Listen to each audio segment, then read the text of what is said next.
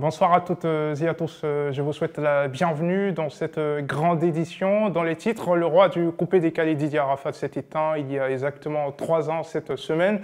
Un grand hommage lui a été rendu ce vendredi. Comment se porte le coupé-décalé après la disparition de cette icône? Nous avons fait un micro-trottoir. Nous irons aussi à Boaké à la découverte de Jackson Olo, étudiant en thèse de sociologie qui emploie ses camarades étudiants dans son garbadrome. Comment a-t-il commencé? Comment arrive-t-il à maintenir le cap? Il nous l'expliquera dans un instant. Il y a de cela 3 ans, la mort de Didier Arafat plongeait toute la Côte d'Ivoire dans la désolation totale. Ce vendredi, un vibrant hommage lui a été rendu à travers tout le pays. Que pensent les Nouchis du vide laissé par cette icône de la musique ivoirienne? Suivez ce micro-trottoir. Le moment est devenu lent, même un moment de torture. Le moment ne chante plus, même ils sont là, ils faire karaoké, les moments. Arrête chez nous, ça dort, maintenant ils chantent plus. Peut-être ça paraît là même, tu chantes un peu. Les DJ Miss, les comme quoi là, ça c'est rêvé un peu. Mais là, je vois que c'est un peu lent même, il y a trop de zouk dedans. Ouais, et moi je suis un peu bon même. Quand tu as du voix, depuis qu'on est parti, tu vois le mot là, qui peut remplacer Je m'en tu sais qu'on va remplacer Dieu là. Ouais, Dieu est seul, on peut copier sur lui. Ouais, mais les petits copier-coller là, on les voit en esprit. Les gens chenés là, on voit derrière lui. Ouais, la manière de ça. On danse plus, on bouge plus. Mais le vieux mort, il n'a pas savoir où il est là. Voilà. Il y a un petit qui est là. Voilà, lui on sait que lui bouge, mais il ne bouge pas là-haut bien. Ah, au bien. Je vous le disais en titre, Jackson est un étudiant en sociologie qui a récemment ouvert un point de vente de Garba qui peinait à se développer. Armé de courage et de détermination, il a réussi à remonter la pente. Aujourd'hui, il emploie ses camarades étudiants dans sa petite entreprise. Notre reporter Morel Tolno s'est rapproché de lui. C'est avec un budget de 135 000 francs CFA que Jackson a ouvert son garbadrome. Mais ça n'a pas été un succès à cause du manque d'expérience. Il lui a fallu repartir à zéro, mais cette fois-ci avec seulement 10 000 francs CFA. Il nous explique. Il faut dire que j'ai commencé, ça c'est le deuxième garbadrome que j'ai ouvert. J'avais fait un premier et qui par manque d'expérience, ça n'a pas pris parce qu'il fallait maîtriser la clientèle. Il fallait maîtriser le personnel qu'il faut embaucher. Pour être mieux structuré, Jackson a embauché ses camarades étudiants qu'il paye la journée entre 500 et 2000 francs CFA. Cette rémunération permet à ces derniers de subvenir à l'essentiel de leurs besoins en tant qu'étudiants. Aujourd'hui, on s'en sort bien. Je suis avec des étudiants, tout comme moi, que j'ai pris, qui travaillent avec moi. Ce sont des étudiants. Et aujourd'hui, par la grâce de Dieu, on s'en sort. Chacun peut avoir de quoi payer sa maison, payer ses études au niveau du campus et puis avoir un peu pour mettre dans sa poche. Pour fidéliser la clientèle, la qualité du produit ne suffit pas. Il faut en plus un lien bien particulier. Jackson nous dévoile son secret. Il faut dire qu'on a un bon rapport avec la clientèle. La clientèle, c'est quelque chose d'important. Voilà. Et on a su garder ce rapport-là avec les clients. Parce qu'une fois il n'y a pas de bon rapport avec la clientèle, ce serait très difficile. Et dans le quartier ici, un peu partout, les gens apprécient parce qu'on a su interagir, on a su partager avec la clientèle, ceux qui sont là. Et ça fait que de bouche à oreille, déjà, la publicité se fait, quoi. Cette semaine, Laïla a reçu sur son plateau Zahar Madi, une Ivoiro-libanaise. Comment vit-elle ce brassage culturel? Regardez cet élément. Ok, et donc, comment est-ce que ton intégration de chaque côté de ta culture s'est faite? Par exemple, comment est-ce que tu es considéré dans le clan libanais et comment tu es considéré dans la communauté ivoirienne en étant métissé? Déjà, je suis acceptée des deux côtés. Ok. Pour commencer. Et même si je fréquente des fois la communauté libanaise, ce sont des gens qui se sont adaptés à l'ivoirienne. Du coup, ça passe. Mais quand même, je ne suis pas trop libanaise parmi eux parce que déjà, je ne parle pas la langue. Je peux comprendre quelques mots. M'exprimer, c'est un peu difficile. Et à l'ivoirienne, je suis beaucoup plus acceptée parce que j'ai vécu ici, je m'exprime très bien, je comprends les idées, etc.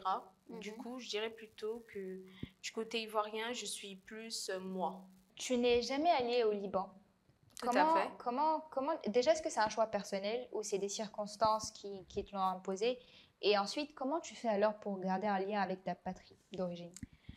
Je dirais pas que c'est un choix personnel parce que déjà, on était très jeunes et je parle de moi et tous mes autres frères puisque personne d'entre nous n'y est allé. On n'y pensait pas. Bon, personnellement, je n'y pensais pas parce que je me sentais bien. Pour moi, je suis dans mon pays. Et je me sentais tellement bien que j'y pensais pas un jour à chercher à aller me sentir bien dans un autre pays. C'était pas une urgence pour toi, en fait. C'était pas une urgence. Ça me venait pas à l'esprit et mon père ne nous a jamais proposé d'y aller. Puisque mon père, il a passé sa majeure partie de vie ici. Il travaille ici. Et à part à l'école, quand je recevais des propos du genre « va dans ton pays », là, je me disais « ah, peut-être que dans mon pays, on ne me traiterait pas comme ça ». Mais je ne me laissais pas faire du coup. Tu disais tout à l'heure qu'on t'a une fois dit « retourne dans ton pays », donc au Liban, en faisant référence au Liban. Est-ce que ce genre de paroles-là, ça t'arrive souvent de les entendre? Avant, je disais, et je pourrais dire oui, parce qu'avant, je me retrouvais à l'école. J'étais, à part moi et mes petits frères, qui étaient les seuls métis, c'était un tas d'Ivoiriens. Du coup, quand on n'était pas apprécié par certaines personnes, ça nous ressortait plus souvent. Maintenant, je dirais non parce que j'ai grandi, je ne fréquente plus des gens qui pensent de cette façon. Tu fais tes choix après. Mais par contre, quand on est en voiture, mon mari et moi, et qu'il y a des fausses conduites, etc., ça nous sort ça rapidement. Allez dans votre pays, là. Donc, mais c'est rare. Et comment tu les prends? Est-ce que tu arrives à aller au-delà? Sincèrement, ça me fait aucun mal.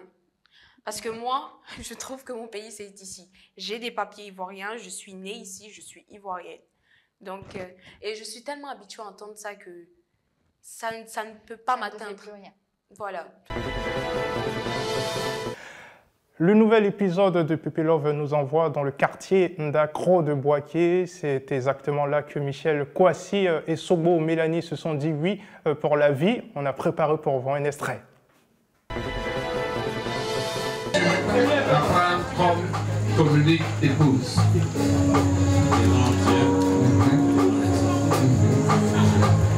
Oui, tu le veux. Alléluia. Acclamez le Seigneur Jésus. Dans les défis, dans le bonheur, dans la paix et dans la joie, veux-tu être son épouse? Oui, je le veux.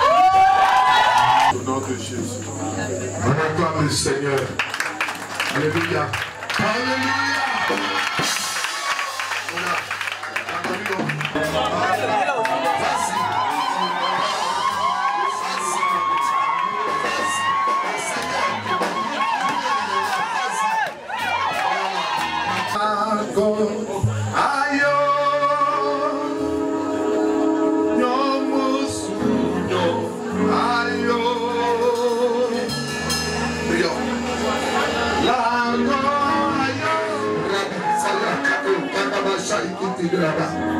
Seigneur, la fécondité dans tout ce qui doit être. Bénis-le pour leur main. Bénis le fruit de leurs entrailles. Renouvelle les forces du bruit de ta servante, Seigneur. Renouvelle les forces de ton serviteur. Et glorifie ton nom, Seigneur, dans tous les compartiments de leur vie au nom de Jésus. Une fois scellé, le mariage est célébré copieusement et allègrement par des pas de danse exécutés par les nouveaux mariés et leurs familles. À chaque coin de rue, il n'est pas rare de voir ces hommes et femmes qui disent prêcher la parole de Dieu. Notre équipe s'est plongée dans cet univers avec Yého Constant, un pasteur que nous avons rencontré dans les rues de Boaké. Une Que ce soit dans les transports en commun, les lieux publics, au carrefour des quartiers, il n'est pas rare de les voir, ces personnes qui prêchent selon elles la bonne parole, celle du Christ. Le pasteur Yéoblé Jean Constant de l'église pentecôtiste de Dieu, section Boaké, que nous avons suivi, nous révèle les fondements de cette pratique. Prêcher dans les rues, c'est d'abord l'initiation, sinon je peux dire c'est l'intronisation du ministère de Jésus-Christ de Nazareth.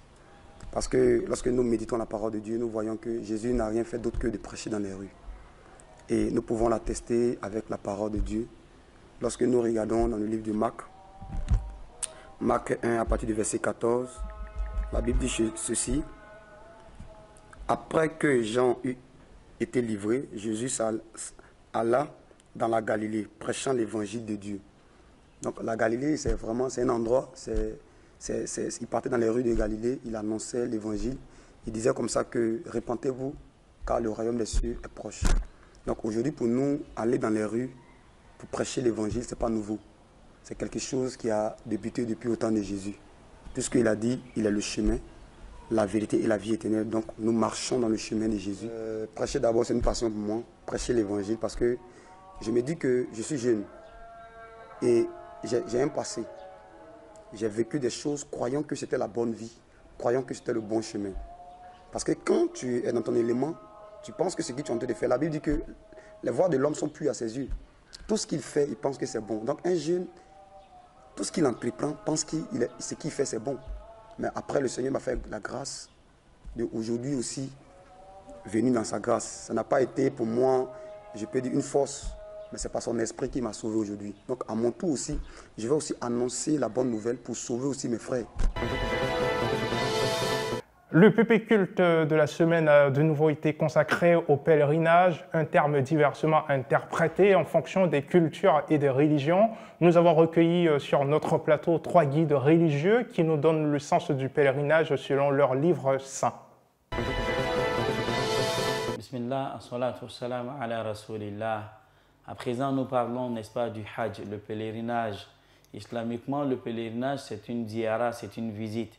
D'accord? C'est un voyage qu'on fait en vue, n'est-ce pas, d'aller visiter certains endroits qui sont considérés comme des lieux sacrés, islamiquement parlant. Et Allah subhanahu wa ta'ala, il nous dit « Walillahi ala nasi hijjul bayt man istata'a ilayhi sabila » Il dit Allah, il demande à ce que les hommes ils rendent visite, n'est-ce pas, à la demeure sacrée, sinon aux 2 demeures sacrées que sont la Mecque et Médine, à celui que Allah subhanahu wa ta'ala il aura facilité, n'est-ce pas, les moyens. Je lis un passage dans Psaume 119, verset 54, où David disait « Tes statuts m'ont été des cantiques dans la maison de mon pèlerinage ». Vous voyez que la vie de tout homme sur terre, vous voyez, David dit « dans ma maison de pèlerinage ». David veut dire que quand il est dans son corps, dans une forme humaine, vous voyez, c'est ça qu'il appelle maison de pèlerinage. Donc le pèlerinage, l'existence de l'homme sur terre est un pèlerinage. C'est pourquoi un enfant de Dieu, il ne cherche pas à s'amasser des trésors. Parce qu'il sait qu'il est venu sur la terre pour un temps et il va quitter. Donc le véritable pèlerinage, selon Dieu, c'est l'existence de l'homme sur la terre. Qu'est-ce que c'est que le pèlerinage? Et le dictionnaire nous définit le pèlerinage comme étant le voyage que fait un pèlerin vers un lieu de dévotion.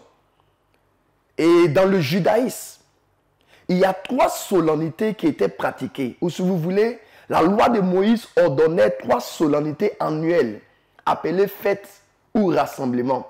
Ce sont entre autres la Pâque, la fête des semaines, aussi appelée la fête des moissons, ou le jour des prémices, et aussi la fête des tabernacles ou des récoltes.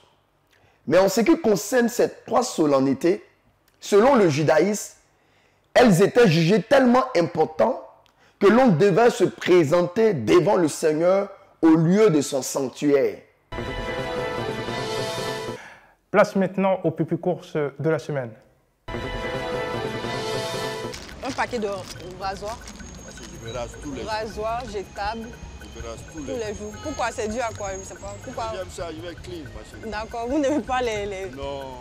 Et si je vous disais que Pépé Course allait rembourser tout ce que vous venez de dépenser? Qui allait rembourser? Pépé Course. Il n'y a pas de joie. Ça c'est la joie. Ça fait 20, 25. Voilà. Montrez, dites-nous. Merci beaucoup, Pépé Soup. C'est ainsi que s'achève cette grande édition. Bonne fin de soirée sur Pépé Soup.